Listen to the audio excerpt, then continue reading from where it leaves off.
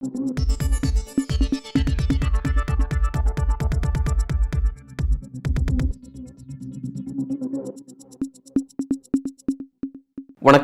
காங்கிரஸ் கட்சியினுடைய செய்தி தொடர்பாளர் திரு இனியன் ராபர்ட் அவர்கள் தான் இன்றைய நமது சிறப்பு விருந்தினர். சார் வணக்கம். வணக்கம் சார். சார், எலெக்ஷனுடைய ரிசல்ட்டு கிட்டத்தட்ட ஜூன் 4 தான் நம்ம எல்லாத்தையும் கிளியராக பார்க்க போகிறோம். அதுக்கு முன்னாடி இருக்கக்கூடிய சில சில அசஸ்மெண்ட்ஸை வச்சு தான் நம்மளோட கருத்துக்களை நம்ம விரிவாக டிஸ்கஸ் பண்ணிகிட்டு இருக்கோம் இது வரையும். இப்போ நீங்கள் சில சர்வேல ஈடுபட்டிருக்கீங்க. குறிப்பாக ஒவ்வொரு ஸ்டேட்ஸ்லையும் எப்படி சாதகம் இந்தியா கூட்டணிக்கு எவ்வளோ, என்டிஏ பிஜேபிக்கு எவ்வளோ அப்படிங்கிற மாதிரி சில ஒர்க்கில் இருக்கீங்கன்னு நான் கேள்விப்பட்டேன். இப்போ உங்களுடைய ஒர்க்கில் நீங்கள் ஒரு முடிவுக்கு வந்திருக்கிறதா குறிப்பிட்டிருக்கீங்க. இந்தியா கூட்டணிக்கு ஆட்சிக்கு வரதுக்கான வாய்ப்புகள் எனக்கு தெரியுது, பிரகாசமாக தெரியுது. குறிப்பாக மோடி 4 விஷயத்தில் நாங்கள் பயம் கொள்ள செய்திருக்கோம் அப்படிங்கிற மாதிரி நீங்கள் உங்கள் விஷயத்த சொல்லிகிட்டு இருக்கீங்க. உண்மையிலே உங்களோட சர்வே ரிப்போர்ட் என்ன சொல்லுது? இல்லை, முதல்ல இந்தியா கூட்டணி ஆட்சிக்கு வர்றதுக்கு வாய்ப்புகள் இருக்கிற மாதிரி தான் என்னுடைய சர்வே வருது. சரிங்களா? நம்பர் 1, அதற்கு காரணம் என்ன அப்படின்னு எடுத்து பார்த்தோன்னா ஒரு 4 காரணிகள், 4 ஃபேக்டர்ஸ் ரோல் ப்ளே பண்ணுது. அதாவது பிஜேபி அல்லது மோடி எதிர்பார்க்காமல் நடந்த விஷயங்கள், அவங்களுடைய லிஸ்ட்டிலே அது இல்லை, அதை குறித்து அவங்க பயம் கொண்டிருக்கிறாங்க. அதை வச்சு அவங்க தேர்தல் வியூகத்தை அதன் பிறகு வடிவமைச்சிருக்கிறாங்க. அதெல்லாம் வச்சு பார்க்குறோம் நாம். இப்போ அந்த அடிப்படையில் பிரதமர் நரேந்திர மோடி எதற்கெல்லாம் பதில் சொல்லியிருக்கிறார் இந்த தேர்தலில், காங்கிரஸினுடைய நரேட்டிவ்க்கு மோடி பதில் சொல்லியிருக்கிறார். ஏன்னா இவ்வளவு ஆண்டு காலம் நீங்கள் 2014 19 பல மாநில தேர்தல்களில் மோடி தான் நரேட்டிவ் செட் பண்ணுவார், எதிர்க்கட்சிகள் அது கவுண்டர் நரேட்டிவ் செட் பண்ணி தான் நம்ம பழகியிருக்கோம். ஆனால் முதன்முறையாக 2024 இந்த நாடாளுமன்ற தேர்தல் பிரச்சாரத்தின் பொழுது தான் காங்கிரஸ் கட்சி செட் பண்ண நரேட்டிவ்க்கு கவுண்டர் நரேட்டிவ் கொடுத்துக்கிட்டே இருந்தாங்க, ரெஸ்பாண்ட் பண்ணிகிட்டு இருந்தாங்க. இந்த முறை அவங்க நரேட்டிவ் செட் பண்ணவே முடியல, அதுக்கான ஸ்பேஸையும் காங்கிரஸ் கொடுக்கவே இல்லை. அந்த அடிப்படையில் தான் 4 முக்கியமான ஃபேக்டர்ஸ் பார்க்குறோம். 4 முக்கியமான ஃபேக்டர்ஸ் இந்த தேர்தலில் முக்கியமான தாக்கத்தை ஏற்படுத்த போகிறதா நாங்கள் பார்க்குறோம். அதில் முதல் ஃபேக்டர் என்னென்னா காங்கிரஸ் கட்சியினுடைய தேர்தல் அறிக்கை. காங்கிரஸ் கட்சியின் தேர்தல் அறிக்கை மிக முற்போக்கான தேர்தல் அறிக்கைன்னு எல்லாருக்கும் தெரியும். ஆனால் அந்த அறிக்கையை பார்த்து நரேந்திர மோடி பயந்திருக்கிறார். அவர் எந்த இடத்துலையுமே தன் சொந்த கட்சியின் அறிக்கையை பேசவே இல்லை. நாங்கள் ஆட்சிக்கு வந்தால் இதை பண்ணுவோம், இதை செய்வோம் அப்படின்னு உறுதியாக பேசவே இல்லை. ஆனால் காங்கிரஸ் கட்சியினுடைய தேர்தல் அறிக்கை இதெல்லாம் போட்டிருக்கு, இதெல்லாம் முரண்பாடாக இருக்குது, இதெல்லாம் அப்படி இருக்குது இப்படி இருக்குன்னு தான் அவர் பேசி ஒரு குழப்பத்தை ஏற்படுத்தினார். அது முக்கியமான ஒரு ஃபேக்டர். 2வது, சாதிவாரி கணக்கெடுப்பு. காங்கிரஸ் கட்சியினுடைய தேர்தல் அறிக்கையில் இருக்கிற இந்த ஒரு விஷயம், இது அறிக்கை சார்ந்தது மட்டும் இல்லாமல் களம் சார்ந்ததாக இருக்கிறது. அதனால் 2வது பாயிண்ட்டை நான் வைக்கிறேன். பிஜேபி இது எதிர்பார்த்திருக்க மாட்டாங்க. காங்கிரஸ் கட்சி அல்லது காங்கிரஸ் தலைவர்கள் சமூக நீதி குறித்து இவ்வளோ தீவிரமாக பேசுவாங்க, சாதிவாரி கணக்கெடுப்பு இடஒதுக்கீடு குறித்து இவ்வளோ தீவிரமாக பேசுவாங்கன்னு பிஜேபி மோடி நினச்சி கூட பார்த்துருக்க மாட்டாங்க, தூக்கத்தில் கூட. அப்போது உங்களுக்கு தேர்தல் அறிக்கையிலே இடம்பெற்றிருக்கிறது, முதல் பாயிண்ட்டாக இடம்பெற்றிருக்கிறது, காங்கிரஸ் ஆட்சிக்கு வந்தால் சாதிவாரி கணக்கெடுப்பு எடுப்போம் அப்படின்ட்டு. அது வட இந்தியாவில் குறிப்பாக யூபி, பீகார், மத்திய பிரதேஷ் போன்ற மாநிலங்களில் இருக்கக்கூடிய ஓபிசி மக்களுடைய நீண்டகால தேவையாக இருக்கிறது. அந்த வாக்கு வங்கி இந்தியா கூட்டணிக்கு சார்ந்து வரும் அப்படின்ற ஒரு பயம் அவங்களுக்கு ஏற்பட்டுச்சு. அதனுடைய விளைவாக தான் நரேந்திர மோடி உடனே என்ன சொன்னார், ஓபிசி இடஒதுக்கீடு எடுத்து இஸ்லாமியர் கொடுத்துட்டாங்க, எஸ்சி எடுத்து இஸ்லாமியர் கொடுத்துட்டாங்க அப்படின்ற நரேட்டிவ், அவர் கவுண்டர் நரேட்டிவ் செட் பண்ணுறார். அப்போது இந்த பாயிண்ட்டுக்கு எதிர்கருத்து பதிவு பண்ணுறார். அப்போ அதை பார்த்து அவர் பயந்துருக்கிறார். இது 2வது. இது வட இந்தியாவில் தாக்கத்தை ஏற்படுத்தியிருக்கு. 3வது, இந்தியா கூட்டணியுடைய பலம். பிஜேபி அல்லது மோடி முதல்ல சொன்னது என்னது, இந்தியா கூட்டணி நம்பி போகாதீங்க, காங்கிரஸ் நம்பி போகாதீங்க, நீங்கள் வீணாக போயிடுவீங்க, கெட்டு போயிடுவீங்க அப்படின்னு சொல்லிக்கிட்டே இருந்தார். ஆனால் இந்தியா கூட்டணி உள்ள தலைவர்கள் மிக ஒற்றுமையாக இன்னைக்கு வரைக்கும் இருக்கிறாங்க. பல மேடைகளில் ஒன்றா நிற்கிறாங்க, நம்ம பார்க்குறோம், பல கூட்டங்களை ஒன்றா போட்டிருக்கோம். அதன் குறித்து நரேந்திர மோடிக்கு ஒரு அச்சம் எழுந்திருக்கிறது. ஏன்னா இது அவங்களுடைய நரேட்டிவ்லே கிடையாது. குஜராத்தாக இருக்கட்டும், யூபியாக இருக்கட்டும், டெல்லியாக இருக்கட்டும், பீகாராக இருக்கட்டும், உங்களுக்கு பஞ்சாபாக இருக்கட்டும், ஹரியானாவாக இருக்கட்டும், ஹிமாச்சலாக இருக்கட்டும், இங்கெல்லாம் இந்த மாநிலங்கள் எல்லா இடத்துலையுமே அவங்க எதிர்பார்த்த கணக்கு அவங்களுக்கு வரல. அதனால தான் பிஜேபியை சார்ந்தவங்க இன்னும் ஒரு குழப்பத்தில் தான் இருக்காங்க. அவங்களால உறுதியாக சொல்ல முடியல ஜெயிக்க முடியும். அப்போ இங்கே இந்த இந்தியா கூட்டணி அவரை பயன்படுத்தினால தான் அவர் உடனே என்ன சொன்னார், இந்தியா கூட்டணியில் இருக்கக்கூடிய எல்லா தலைவர்களுமே குடும்பத்தை காப்பாற்ற நிற்கிறாங்க, அவங்க எல்லாமே வாரிசுகள் அப்படின்னு அந்த நரேட்டிவ் செட் பண்ணுறாரு. அவர் அதை உடைக்கிறதுக்கு அவர் அதை பயந்து போனதுனால அது மாற்றுக்கருத்து முன் வைக்கிறாரு. இது 3வது.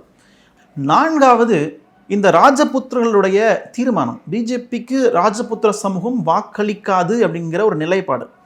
அதை பிஜேபி நினச்சி கூட பார்த்துருக்க மாட்டாங்க, கனவுல கூட. ஏன்னா ராஜபுத்திர சமூகம் பெரும்பான்மை வாக்களித்தது பிஜேபிக்கு தான் இத்தனை ஆண்டு காலம். முன்னாடி காங்கிரஸ் கூட்டு போட்டிருக்கிறாங்க, பட் உங்களுக்கு விபி சிங்குக்கு பிறகு அவங்க அந்த பக்கம் மாறிட்டாங்கன்றதை பார்த்துருக்கோம். ஆனால் உங்களுக்கு களத்தில் பட்டேல்களுக்கும் ராஜபுத்திரர்களுக்கும் குஜராத்தில் குறிப்பாக மிகப்பெரிய கலவரம் நடந்திருக்கு. தென் தமிழ்நாட்டில் எப்படி ஒரு 2 சமூகங்களுடைய கலவரம் ஒரு காலத்தில் நடந்தது 90களில், அந்த மாதிரி கொடூரமான கொலைகள் கலவரங்கள் நடந்தது குஜராத்தில், இந்த பட்டேலுக்கும் ராஜபுத்திரக்கும். அப்போ பட்டேல் சமூகத்தை சார்ந்த ஒருவர் ராஜபுத்திர சமூகம் பிரிட்டிஷ்காரனுக்கு உளவாளியாக செயல்பட்டது, பிரிட்டிஷ் வீட்டு ஆண்களுக்கு இவங்க பெண்களை கூட்டி கொடுத்தாங்க, அந்த மாதிரியான தவறான வார்த்தைகளை அவர் பதிவு செஞ்சதுனால ராஜபுத்திர சமூகம் வந்து மிகப்பெரிய கோபத்தில் இருக்கிறாங்க. அவங்க அவமானப்படுத்த நினைக்கிறாங்க. அதனால் மத்திய பிரதேஷ், ராஜஸ்தான், குஜராத், உங்களுக்கு வெஸ்டர்ன் யூபி போன்ற மாநிலங்களில் இந்த ராஜபுட்ஸ் என்ன மாதிரியான நிலைப்பாடு எடுக்கிறாங்கன்றது பெரிய கேள்வி ஏற்படுத்தியிருக்கு பிஜேபி பயந்தது இங்கே தான். அப்போ அதனால தான் என்ன பண்ணுறாரு மோடி அவர்கள் ராஜஸ்தானுக்கே போய், ஏன்னா ராஜ்புட்ஸ் அதிகமாக இருக்கிற ஸ்டேட் ராஜஸ்தான், அங்கே போய் என்ன சொன்னார், இந்துக்களின் சொத்தை பிடுங்கி இஸ்லாமியர் கொடுத்துருவாங்க, அதிகமாக குழந்தை பெற்றுக்கிறவங்க ஊடுருவக்காரர்கள் அப்படின்னு சொல்கிறார். ஏன்னா அடிப்படையில் ராஜபுத்திரர்கள் வந்து அன்னைக்கு இந்த முகலாய மன்னர்கள், சுல்தான் மன்னர்கள் எதிராக போரிட்டவங்க வடமேற்கு எல்லையில். அந்த பழைய ஞாபகத்தை கிளறி விட முடியுமா அப்படின்னு அங்கே போய் பேசார். அப்போ இந்த 4 பாயிண்ட்டுமே, சாதிவாரி கணக்கெடுப்பு, காங்கிரஸ் கட்சியினுடைய தேர்தல் அறிக்கை, இந்தியா கூட்டணியுடைய பலம், ராஜபுத்திரருடைய நிலைப்பாடு, இந்த 4மே பிஜேபிக்கு வயிற்றில் புளிய கரைச்சிருக்கு. இந்த 4 தான் இந்தியா கூட்டணி வெற்றி பெறுவதற்கு ஒரு மிகப்பெரிய வாய்ப்பை ஏற்படுத்தும் அப்படின்னு நாங்கள் ஆழமாக நம்புறது. இந்தியா கூட்டணி ஆட்சிக்கு வரும் என்றால் இந்த 4 காரணிகள் தான் முக்கியமான ரோல் பிளே பண்ணியிருக்கதா நான் புரிஞ்சுக்கிறேன். இது தென்னிந்தியாவில் இன்னொரு ஃபேக்டர் வச்சுக்கலாம், 5வது ஃபேக்டர் வச்சுக்கலாம். பட் தென்னிந்தியாவுக்கான ஃபேக்டர், குறிப்பாக தெலுங்கானா, தமிழ்நாடு, கர்நாடகா, இந்த 3 மாநிலத்துக்கும் பார்த்தீங்கன்னா மாநில சுயாட்சி சார்ந்த கோரிக்கைகள், அது இந்த 3 மாநிலத்திலையும் அது ஒர்க் அவுட் ஆயிருக்கு. அதாவது நான் ஒரு கன்னடிகாவா, நான் ஒரு இந்தியனா அப்படின்ற அந்த விவாதம், அந்த நரேட்டிவ் இருக்குல்ல, நான் ஒரு கன்னடிக இந்தியன், நான் ஒரு தமிழ் இந்தியன், நான் ஒரு தெலுங்கு இந்தியன் அப்படின்ற, முதல்ல நான் தமிழன், முதல்ல நான் கன்னடிகா, முதல்ல நான் ஒரு தெலுங்கு அப்படின்ற அந்த மாநில உரிமைகள் சார்ந்த ஒரு ஒரு முன்னெடுப்பையும் காங்கிரஸ் கட்சி எடுத்திருக்கிறது, அதில் வெற்றி அடைந்திருக்கிறது. அப்போ இந்த 5 ஃபேக்டர்ஸ் 4+1 5, இது 5மே உங்களுக்கு இந்தியா கூட்டணி ஆட்சி கட்டலில் அமர்வதற்கு உதவியாக இருக்கிறது. ஓகே, இப்போ நீங்கள் ஒரு 5 விஷயத்தை குறிப்பிட்றீங்க, அந்த 5 விஷயத்தை உங்களோட அசஸ்மெண்ட்டாக இருக்குது அப்படிங்கிறது. பட் இந்த 5 விஷயத்தையும் பாஜக, குறிப்பாக பிரதமர் மோடி தன்னுடைய தேர்தல் பிரச்சாரத்தில் அவர் எங்கேயுமே அதை முறியடிக்கவே இல்லையா? அவர் வந்து நீங்கள் என்னென்ன வைக்கிறீங்கிறது எல்லாத்தையும் பார்க்க தான் செஞ்சார். அதுக்கு எதிராக தான் தன்னோட பிரச்சாரத்தை அவர் வடிவமைக்கிறாரு. அவர் வந்து தன்னோட பிரச்சாரத்தை இது மாதிரியான ஒரு மக்களுடைய மத உணர்ச்சியை தூண்டுவதன் மூலமாகவோ, ஒரு ஹேட் ஸ்பீச்சை வெளிப்படுத்துவதன் மூலமாகவோ, குறிப்பாக ஒரிசாலாம் பார்த்தா வந்து அவர் இனவாத அரசியலே அமித்ஷாவும் மோடியும் வெளிப்படையவே பேசுகிறாங்க. உங்களை ஒரு தமிழர் ஆளணுமா நீங்கள் நினச்சி பாருங்கள் அப்படின்ற அளவுலலாம் வந்து அவர் ரொம்ப காட்டமாக தன்னோட விஷயத்தெல்லாம் வச்சார். தமிழர்களுக்கு எதிரான விஷயத்தை பயன்படுத்தினார். உத்தரப்பிரதேசில் போயிட்டு தமிழர்களுக்கு எதிராக, தமிழ்நாட்டில் உங்களை இப்படி நினைக்கிறாங்க, இவ்வளோ கீழ்த்தரமாக உங்களை நினைக்கிறாங்க அப்படிங்கிற மாதிரி ஒரு விஷயம்லாம் வச்சார். இப்போ இப்படியெல்லாம் கட்டம் வச்சு அதன் மூலமாக மக்களுடைய வாக்குகளையும் நம்பிக்கையும் தன்னை நோக்கி பெற்றிட முடியும் அப்படின்ற மாதிரி சில திட்டத்தை போட்டு நகர்ந்தார். அதெல்லாம் அவருக்கு கை கொடுக்கலையா? ஏன் அப்படி இங்கே குறிப்பிட்றீங்க? இல்லை, இப்போது அவர் சொன்னது எல்லாமே அவராக சொன்னது கிடையாது. நாங்கள் சொன்னதுக்கு வச்ச மாற்று, அது கவுண்டர் நெரேட்டிவ், அது ஒரு பதில். அது அப்போது நாங்கள் வச்சிருக்கிற இந்த கருத்து ஆழமாக இருந்ததுனால தான் அதுக்கு கவுண்டர் வைக்கிறார். அதுக்கு வேற விஷயத்தை மாற்று சொல்கிறார். இப்போது இது ஆழமாக பதிஞ்சிருக்கு. இந்த மாற்று செல்லுமா அப்படின்னா இது 90 விழுக்காடு செல்லாது. ஏன்னா அவர் ஏதாவது ஒன்று உறுதியாக சொல்லி அதுக்கு நாங்கள் மாற்று வச்சுருந்தோன்னா அதில் ஒரு குழப்பம் ஏற்படலாம். எங்களது ஆணி வேர் வரைக்கும் இறங்கியிருக்கு. நாங்கள் சொன்ன இந்த 5 பாயிண்ட்டுமே ஆணி வேர் வரைக்கும் இறங்கின பாயிண்ட், உணர்ச்சி பூர்வமான பாயிண்ட், உணர்வு பூர்வமான பாயிண்ட். அப்போ இதுக்கு அவர் மாற்று வைக்கிறது எல்லாமே காமெடியாக இருந்திருக்கு, ஃபேக்ட்லெஸ்ஸாக இருந்திருக்கு. காமெடிங்கிறது நீங்கள் குறிப்பிடுறீங்க, ஆனால் கிரவுண்டில் அது ஒர்க் அவுட் ஆகுது அப்படின்னு இல்லை. இப்போ நீங்கள் அதுதான் சொல்கிறேன். இப்போ நீங்கள் இன்னைக்கு த்ருவ் ரத்தே மாதிரியான ஆட்கள் வட இந்தியாவில் எடுத்து பார்த்தீங்கன்னா அந்த மாதிரியான தனிநபர் செயல் வீரர்கள், இண்டிபெண்டன்ட் ஆக்டிவிஸ்ட் நிறைய பேர் வந்து காங்கிரஸ் கட்சியினுடைய தேர்தல் அறிக்கை எடுத்து பேசுகிறாங்க, போகிறாங்க. யூடியூப்பில் அதிகமாக பார்க்கப்பட்ட வீடியோக்குள்ள ராகுல் காந்தி வீடியோ இருக்குது வட இந்தியாவில் பார்க்குறோம். இதெல்லாம் வச்சு பார்க்கும் பொழுது இவர் செட் பண்ண கவுண்டர் நரேட்டிவ் எடுபடலை கிரவுண்டில்ன்றது புரிந்து கொள்ள முடிகிறது. அப்படி எடுபட்டு இருந்துச்சுன்னா உங்களுக்கு காங்கிரஸ் தேர்தல் அறிக்கை குறித்த வீடியோக்களோ, தூரத்தை மாதிரியான பல பேர், அவர் மட்டுமல்ல பல பேர் வட இந்தியாவில் பேசிக்கிட்டு இருக்கிறாங்க, அவங்களுடைய கருத்துக்களோ எடுபட்டிருக்காது. ஆனால் இன்னைக்கு எடுபட்டிருக்கு. அதன் அடிப்படையில் உங்களுக்கு நீங்கள் கேட்டதுக்காக சொல்கிறேன், பிஜேபி அல்லது மோடி பேசின அந்த கவுண்டர் நரேட்டிவ் செல்லா காசாப்பு இருக்குன்றது தான் என் தேர்தலுடைய பாயிண்டர். இதை பிஜேபிக்காரங்க ஒத்துப்பாங்க. இந்த பிஜேபிக்காரங்களே சேனல்ஸில் உட்காந்துக்கிட்டு காங்கிரஸ் அறிக்கையில் இப்படி போட்டிருக்குன்னு சொல்லும்போது நான் திருப்பி கேட்குறேன்ல, எங்கே போட்டிருக்கு, இப்போ காமிங்கன்னு ஃபோனை காமிச்சு நான் சொல்கிறேன். அதுக்கு அவங்ககிட்ட பதில் இல்லை. அப்போ இந்தியா முழுக்க அறிக்கையில் இப்படி இருக்குன்னு சொல்லும்போது படிப்பறிவு உள்ள யாராக இருந்தாலுமே நீங்கள் நெட்டில் தட்டினா டொக்குன்னு வரப்போகுது, நீங்கள் பிடிஎஃப் ஃபார்மேட்டு. சரிங்க. இப்போ வட மாநிலங்களில் பெரிய அளவில் வந்து படிக்காத மக்கள் வந்து அவங்களுடைய எண்ணிக்கை, அதாவது முறைசாரா தொழிலில் ஈடுபடக்கூடிய மக்கள், கல்வி அறிவு இல்லாத மக்கள் நிச்சயமாக இருக்காங்க. அவர் வந்து தன்னோட பிரச்சாரத்தை ரொம்ப எக்கனாமிக்கலி வெல்ஃபேராக இருக்கிற ஸ்டேட்ஸில், நல்லா படித்த ஸ்டேட்ஸில் வந்து கேரளாவில் வந்து அவர் அதை பேச மாட்டேங்கிறாரு. இங்கே வந்து தமிழ்நாட்டில் வந்து அதெல்லாம் பேச மாட்டேங்கிறாரு. கர்நாடகாவில் கூட ஒரு பகுதியில் பேசணும், எல்லா பகுதியும் அவர் பேச மாட்டேங்கிறார். ராஜஸ்தானில் போய் பேசுகிறாரு, யூபியில் போய் பேசுகிறாரு, பீகாரில் போய் பேசுகிறாரு. அவர் செலக்ட் பண்ணி தான் அவர் அதை பேசுகிறாரு. அப்படின்னும் போது அந்த கிரவுண்டுக்கு அது பொருந்தும், சரியாக கிளிக் ஆகும், அந்த மக்கள் நிச்சயமாக பயப்படுவாங்க. இப்படி ஒரு பயத்தை உண்டாக்குறது மூலமாக அவங்க பேசாததை பேசுனதாவோ, சொல்லாததை சொன்னதாவோ, நம்ம சொல்கிறது மூலமாக நிச்சயமாக நம்ம நோக்கி வரும்ன்றது அவர் கரெக்டாக ஒர்க் அவுட் பண்ணி தானே பேசுகிறாரு. அவர் அது எப்படி கொடுக்காதுங்க? இல்லை அது ஒரு சின்ன சிக்கல் இருக்குது. என்னன்னா, நீங்கள் சொல்லக்கூடிய பொருளாதாரத்தில் நலிவடைந்த மக்கள், படிப்பறிவு இல்லாத சாமானிய மக்களிடம் போய் தான் அதை பேசுகிறாருன்னு சொல்கிறீங்களே. இப்போது அந்த மக்களின் தேவை அதுவாக இருக்குதான்னு ஒரு பெரிய கேள்வி இருக்குல்ல. அந்த சாமானிய படிப்பறிவு இல்லாத வட இந்தியா இருக்கக்கூடிய மக்களுடைய தேவை அதுவாக இருக்குதானா? அது இல்லை. இங்கே மதவாத அரசியலில் ஈடுபடுவதற்கான கிரவுண்டில் அவங்க இருந்திருந்தாலும் இன்னைக்கு அவங்களுக்கு நாங்கள் கொடுத்துருக்கிறது என்னது, வருஷத்துக்கு 1 லட்ச ரூபா கொடுப்போம்னு சொல்லியிருக்கோம். குடும்பத்துக்கு, ஒரு பெண்ணுக்கு, ஏழை பெண்மணிக்கு, வேலை இல்லாத பட்டதாரிக்கு நாங்கள் வருஷம் 1 லட்சம் கொடுப்போம்னு சொல்லியிருக்கோம். அப்போ அவங்களுக்கு எனக்கு இதுவா அதுவானும் போது இவர் சொல்லக்கூடிய கவுண்டர் நரேட்டிவ் அவங்க எடுபடலை. அதான் அறிக்கை, காங்கிரஸ் அறிக்கை வருது உள்ள. ஓகே.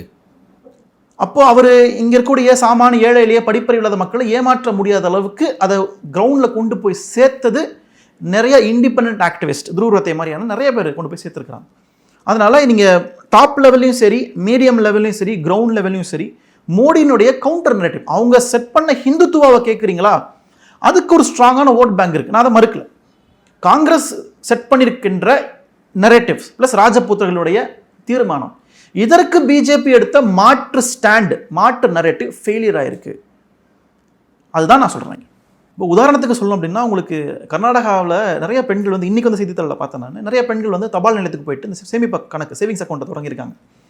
அப்போ என்ன இது காட்டுது அப்படின்னா, ஒரு நம்பிக்கை காட்டுது, காங்கிரஸ் கட்சி ஆட்சிக்கு வந்துடும்.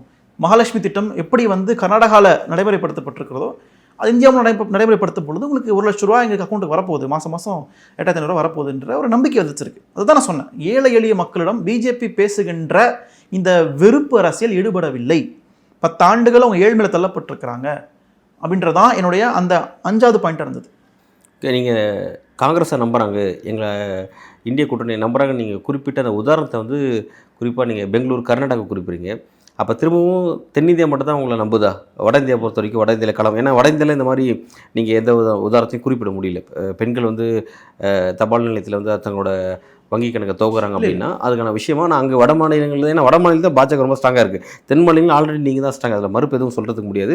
இங்கே உங்கள் கூட்டணி எவ்வளோ இருக்குது, அங்கே என்ன அப்படிங்கிறதான் இல்லை. உங்களுக்கு வட மாநிலத்தில் இது பேசு பொருளாக மாறி இருக்குது. நீங்கள் தென்னிந்தியாவில் அது குறித்த ஏற்கனவே விழிப்புணர்வு, கர்நாடகாவில் ஏற்கனவே திட்டம் நாங்கள் கொண்டு வந்திருக்கிறோம், அது குறித்த விழிப்புணர்வு தெளிவாக இருக்குது. கர்நாடகாவில் மகாலட்சுமி திட்டம் இருக்கிறது, மாதம் 2000 ரூபா கொடுக்குறோம் நாங்கள், பெண்களுக்கு தமிழ்நாட்டில் 1000 ரூபா கொடுக்குற மாதிரி.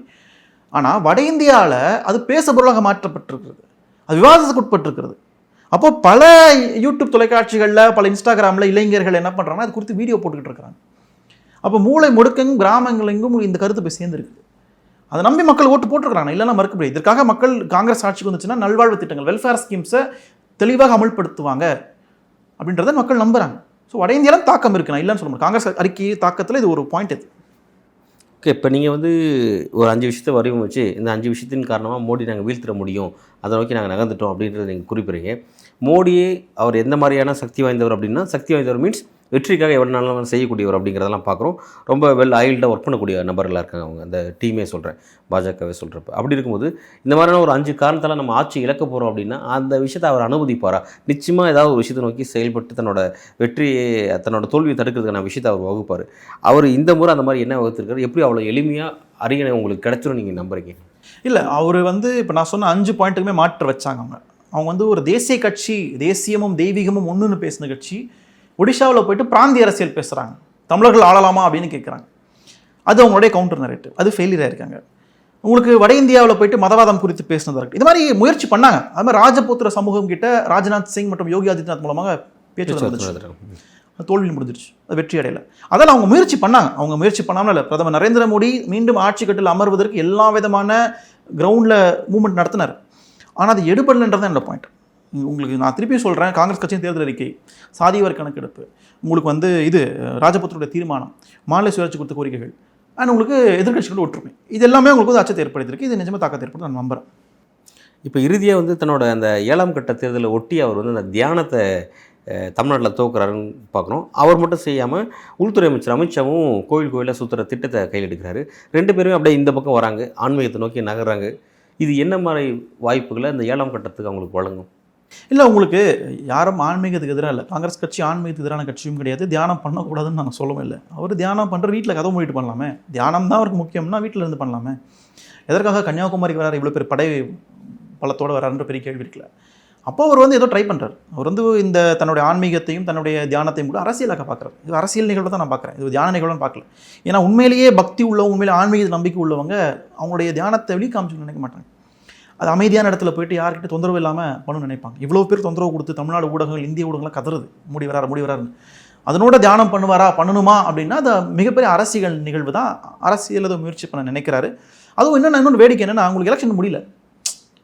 எலெக்ஷன் முடியறதுக்கு முன்னாடி மாடல் கோட் ஆஃப் கண்டக்ட் நீங்கள் என்ஃபோர்ஸ்மெண்ட்டில் இருக்குது. இருக்கும்போதே எப்படி மோடி வந்து பிரச்சாரம் பண்ணுறாரு ஒரு பெரிய கேள்வி இருக்குது எலெக்ஷன் கமிஷனை பார்த்து. அப்போ எலெக்ஷன் கமிஷன் சும்மா இருக்குது, இது வந்து தியானம் பண்ணுறது அரசியல் பிரச்சாரம் இல்லையா, அதில் வராதா அப்படின்னு யோசிக்கணும். அடுத்து விவாதத்துக்கு போகணும். அடுத்து நம்ம அது குறித்து பார்லமெண்டத்தில் பேசணும். தியானம் செய்வது என்பது அரசியல் நிகழ்வு இல்லையா அப்படின்னு பெரிய விவாதம் தேவைப்படுறது. அப்படி அரசியல் நிகழ்வாக இருந்தால் அது அனுமதி கொடுக்கக்கூடாது அப்படின்றத பார்க்க வேண்டியது. ஓகே, பல்வேறு கேள்விக்கு ரொம்ப ஆழமாக உங்களோட கருத்தில் வழங்கியிருக்கீங்க இந்த நேர்காணலில். இந்த நேர்காணல் இணைந்து வைக்க மிக்க நன்றி. நன்றி சார், தேங்க்யூ.